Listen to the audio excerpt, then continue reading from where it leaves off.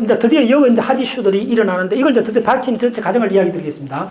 자, 전체 이야기는 자, 이제 감자부터 이산화탄소 쪽으로 넘어왔어요. 이산화탄소 넘어왔는데 이산화탄소 곧장 넘어가는 것이 아니고 그 전에 먼저 빙하에 대한 개념을 이해해야 돼요. 그래서 빙하에 대한 전체 이야기는 어떤 식으로 되느냐 하면 빙하가 먼저 아니고 이산화탄소가 먼저 아니고 사실은 뭐냐 하면 석회암이 먼저, 탄산칼슘 이야기가 먼저요. 그래서 어떻게 됐나 하면 1950년도에 에밀리안이라는 사람이 한 편의 논문을 썼어요. 시카고 대학의 어떤 연구원이 논문을 썼는데 그 논문이 빨리 적겠습니다. 지금 시간 없으니까요. 자, 지금 빨리 하게 됩니다. 그 논문이 지금 이 전체 이야기를 다 밝히는 출발점이에요. 이 논문이 한 편이 1955년도에 나온 이 논문이 다른 고해양학부터 시작했고 지구과학에 있어서 아주 결정적인 한 편의 논문을 쓴 거예요. 그게 바로 뭐냐면 칼리버해에 있는 부유성 유공충의 껍질에 있는 탄산칼슘 카본 동위원소 18번의 비율을 측정한 거예요. 그래서 그 결론이 뭐냐면 자, 빨리 하겠습니다.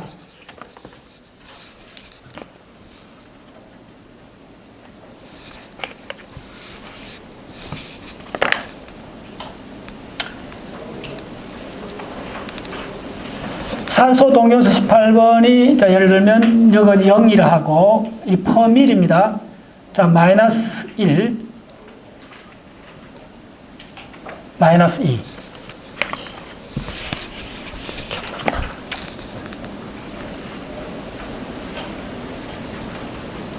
에밀리안이 요게 0, 마이너스 1, 마이너스 2. 자, 여기에 드디어 오늘 강의에 가장 중요한 뻘건 걸 하나 써야 될 거예요. 이 단위가 뭐냐면 퍼밀이요. 그래서 델타 18O 산소 18번 동위원소의 비율이요. 비율이고 이거는 1000분의 1입니다. 퍼센트가 아니고 1000분의 1 정도 베리에이션이 일어났다는 걸 알았는데 결론적으로 무슨 곡선을 얻었나 하면 이 에밀리아니가 이런 곡선을 얻었어요. 유공충의 껍질에 있는 탄산칼슘의 동위원소를 측정해 봤더니 좀 아이디어하게 그리면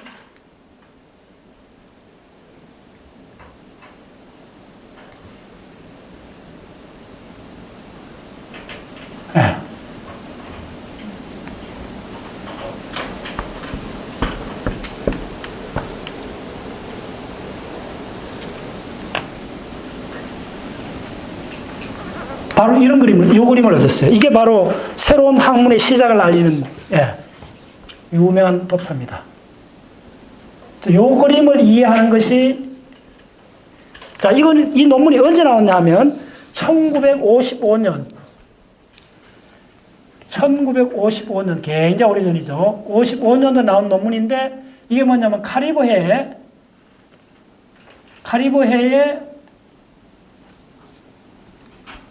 부유 유공충입니다. 요걸 구별하는 게 굉장히 중요해요. 부유 유공충, 포람, 유공충 껍질에 있는 탄산칼슘의 18번하고 16번의 비율을 측정한 거예요. 획기적인 논문이에요. 이 논문이 이제 완전 세계 기후 역사를 바꾸는 논문이 되는데 왜 그러냐 하면 이 논문에서 결론부터 말씀드리겠습니다. 이 논문에서 이 평가를 하는데 이게 10년 이상 논쟁이 붙었어요. 이 논문이 나오고 나서. 왜 붙었나 하면 이 논문에서 자, 이게 뭐냐 하면 이런 거예요. 그러니까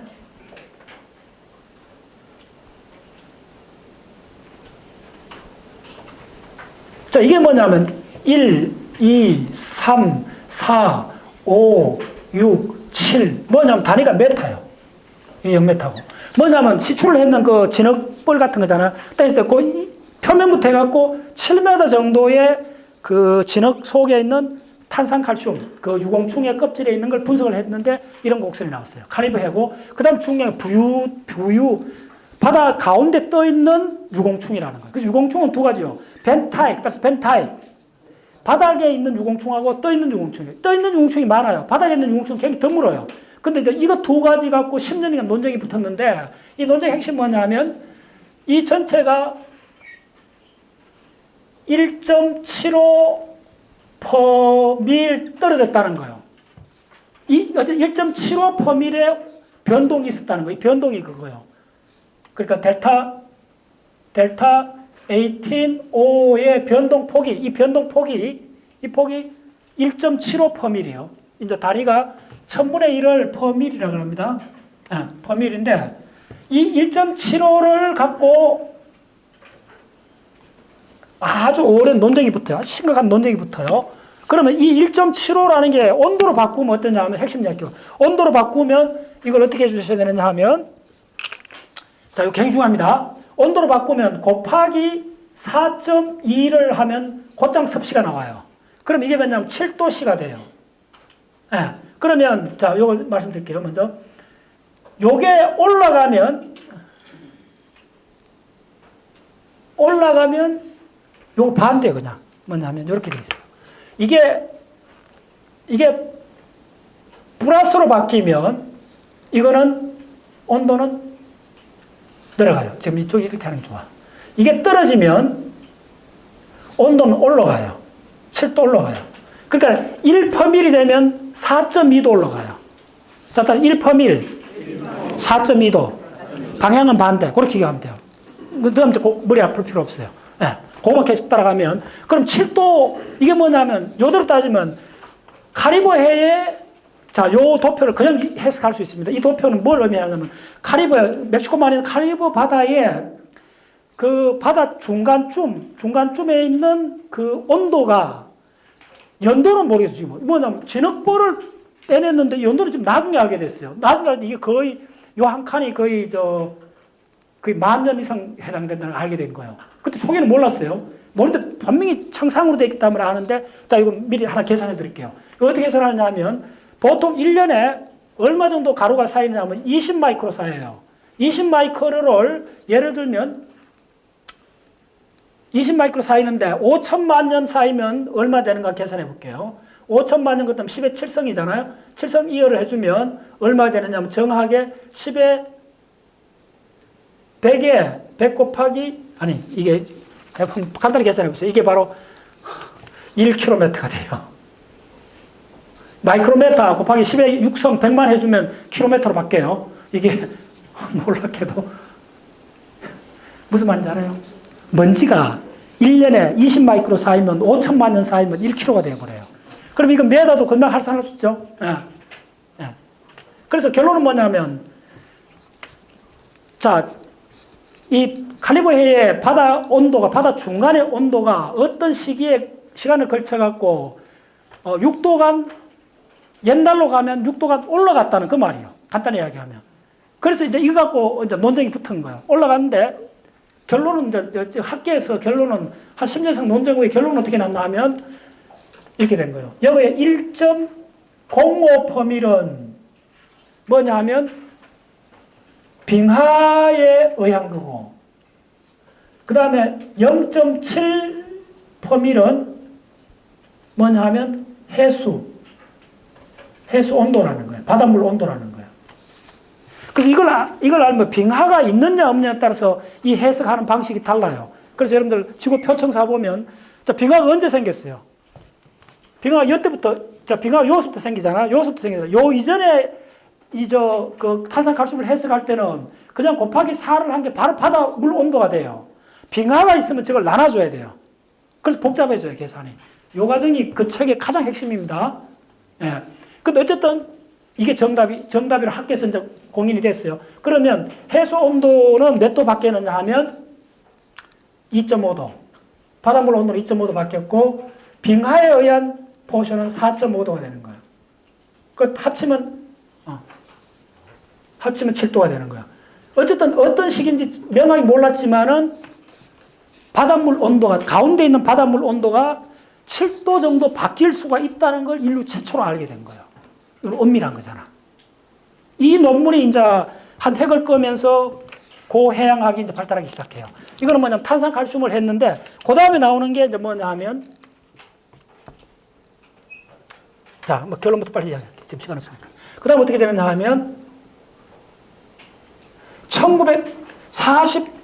40년 중반에 어떤 책이 나오느냐 하면, 자, 따라서 밀란코비치. 예, 밀란코비치라는 사람이 예, 방대한 책을 한 600페이지 되는 책을 쓰는데 그 책이 제목이 뭐냐 하면 태양 일사량과 그 빙하 시대에 관한 근본적 문제에 대한 책을 써요. 그리고 빙하 시대하고 태양 일사강하고 관련해 있다는 천문학적 계산을 이 사람이 일생을 거쳐서 계산을 해요. 그래서 그 계산 결과가 어떻게 되는 걸 빨리 그려줄게요.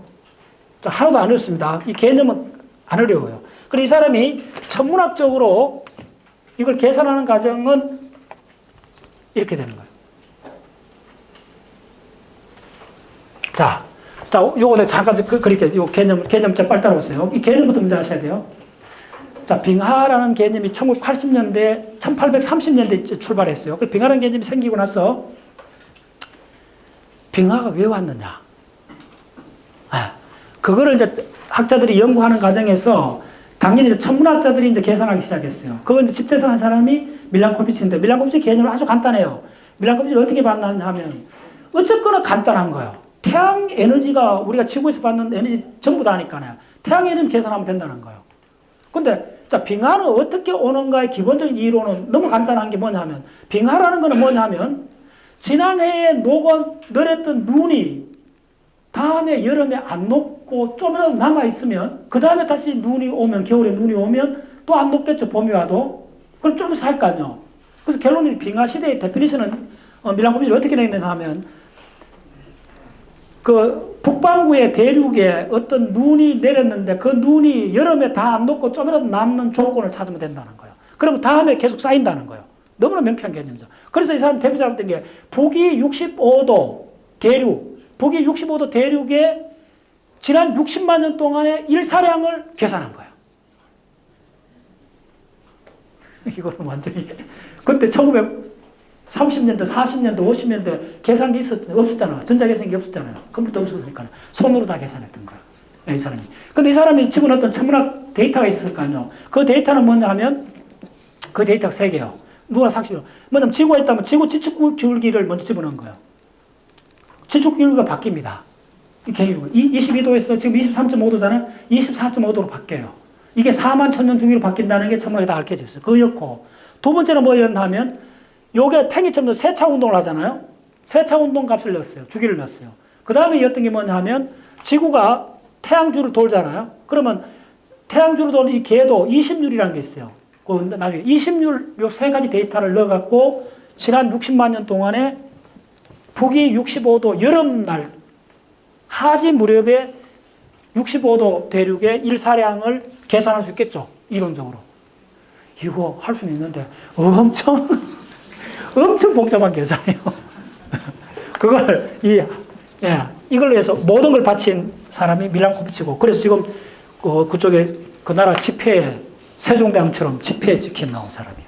위대한 과학자예요. 그래서 밀란코비치가 이 모든 것들을 넣는데 그래서 밀란코비치 계산해봤더니 이런 거예요.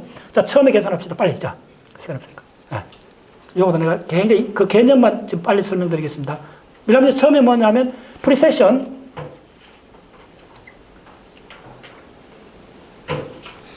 자, 세차. 자, 먼저 세차 주기. 세차 알죠? 세차 주기가 자, 그때 알려졌던 세차 주기가 얼마나 하면 자, 빨리 하겠습니다. 세차 주기가 두 가지가 있어요. 19,000년, 23,000년, K는 1000년입니다. 두 개 주기가 있어요. 이걸 집어넣어갖고 북위 65도 여름 일사량을 계산했더니 요거 관련되는 팩타를 빼냈더니 이렇게 되는 거예요. 이걸 그냥 대충 그렸어요. 60만 년 동안 이 사람이 그랬던 거예요. 플랫 했던 거예요. 자, 이 세차 운동 주기요. 자, 그 다음에 두 번째 이 사람이 집어넣었던 데이터를 지금은 이거 100만 년까지 해놨는 표준 맵이 있습니다. 표준을 다 이쪽 사람 이용하는 게 계산 다 해놓은 게 있어요. 컴퓨터 돌려갖고.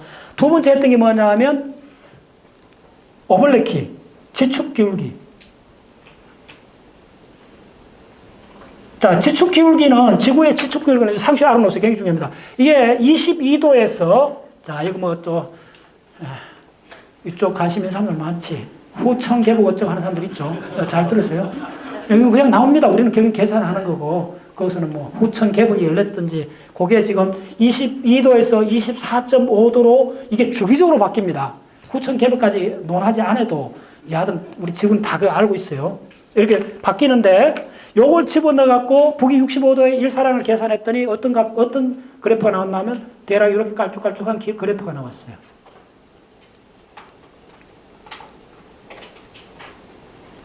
이 양상이 살짝 다 다르다는 거예요. 나왔어요. 됐죠? 감 잡았죠? 자, 마지막으로 이 사람이 집어넣었던 데이터가 뭐였냐면 이센트릭 20률이요.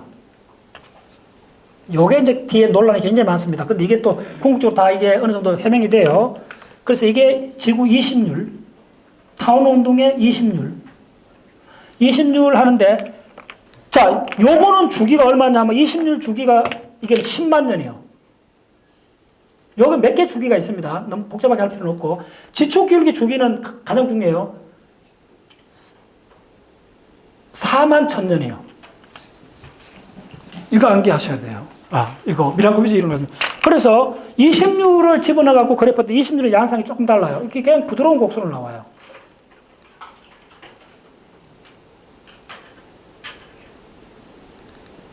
뭐 이렇게 합시다. 20류 이렇게 나온 거예요.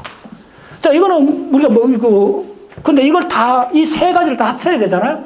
이 세 가지를 다 합쳐야 게 결론이 나온 거예요. 밀란코비치가 이걸 책 썼는 이 결론이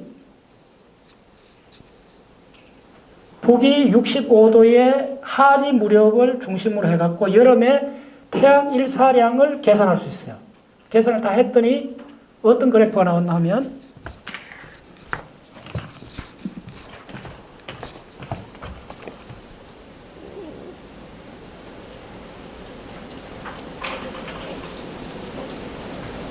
예, 이 그래프는 아주 조심해야 돼요. 이 그래프는 어떻게 나왔나 하면 자, 그대로 대략 그려줄게요. 이렇게 돼 있어요.